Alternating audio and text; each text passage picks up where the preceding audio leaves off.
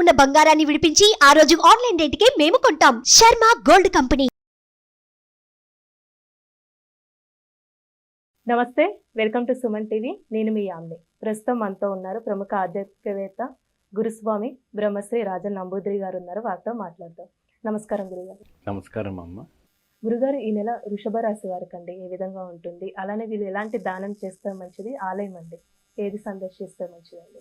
వృషభ రాశి వారికి నాడి శాస్త్రము ప్రకారంగా కొన్ని ఇబ్బందులు తప్పవు.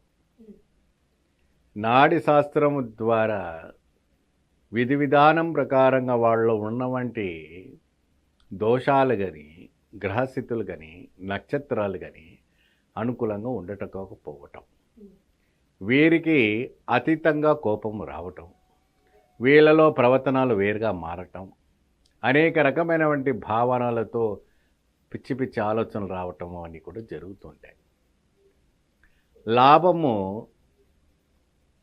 9 అయితే నష్టము 11గా కనపడతా ఉంది వృషభ రాశి వారికి. ఈ ఫిబ్రవరి మాసంలో ఈ యొక్క గ్రహస్థితి అనుకూలంగా ఉండకపోవడము, కొన్ని అనుకూలంగా ఇస్తాయి, కొన్ని అనుకూలంగా ఇవ్వకపోవడం అని జరుగుతాయి.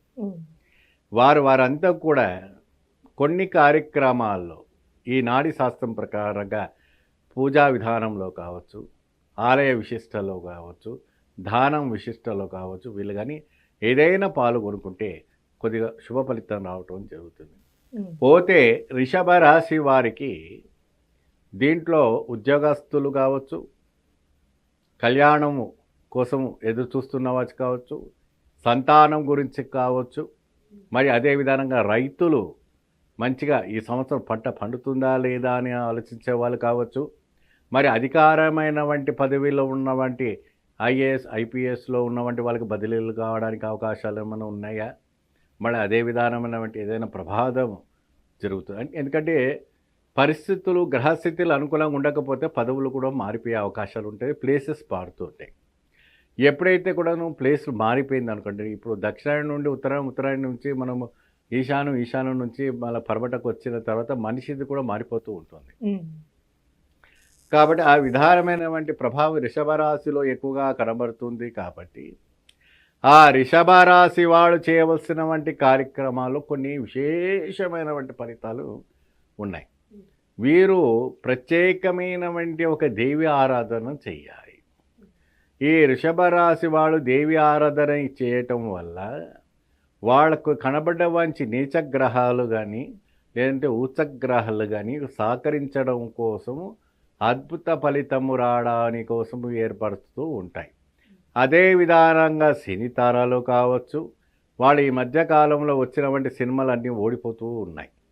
దానికి ఏంటిదో అర్థం అవటం లేదు. దేనివల్ల ఇన్ని కోట్లు పెట్టుకున్నా కూడా జనాలు చూసినప్పటికి కూడా ఓడిపోతున్నాం ఏంటి అనే ఒక భావన వాళ్ళలో చెల్లలేకుతుంది. దానికి ఎటువంటి శాంతులు చేయాలి? ఎంతోమంది ఎన్నో రకాలుగా మాట్లాడుతుంటారు, అది వేరే విషయం.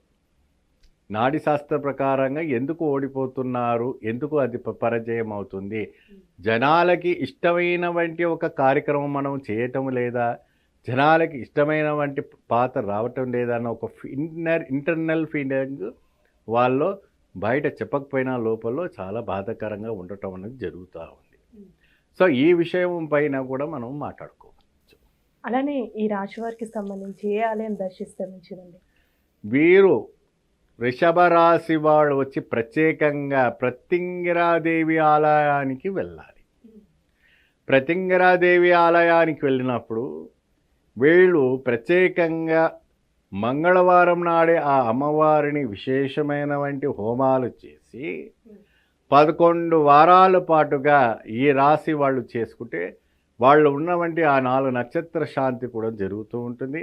ఆ ఉన్న 9 నవగ్రహాలు ఏదైతే దోషం ఉందో అవి కూడా వీళ్ళకి అదుపులో ఉండటం జరుగుతుంది. కానీ ఫిబ్రవరి మాసంలో జనవరి మాసము కన్నా కొద్దిగా శుభదాయము లాభదాయకం రెండుగా కనపడుతుంది. కాబట్టి ఎటువంటి కూడా బాధపడే విషయం లేదు, మంచి అద్భుత ఫలితం రావడానికి ఉంటుంది. అలానే రాశి వారికి సంబంధించి దానం అంటే ఏం చేయాలండి? ఇది వచ్చేసి మనకి గోధుమలు దానము లేదా మినువులు దానం చేయడం వల్ల మంచి ఫలితం రావడం జరుగుతుంది. ఈ దానం చేసే సమయంలో పాకం అంటే కాణిపాకం అంటే కాసు అంటారు. అది వెండి కాసు కావచ్చు, బంగారు కాసు కావచ్చు, రాగి కాసు కావచ్చు, ఏదైనా ఒక కాసు అందులో పెట్టి వాళ్ళకి దానం ఇవ్వడం వల్ల వృషభ రాశి వారికి పట్టినటువంటి పీడ దోషము నివర్తనం అవుతుంది. చాలా చక్కగా తెలియజేశారు గురుగారు. ధన్యవాదాలండి. నమస్కారం.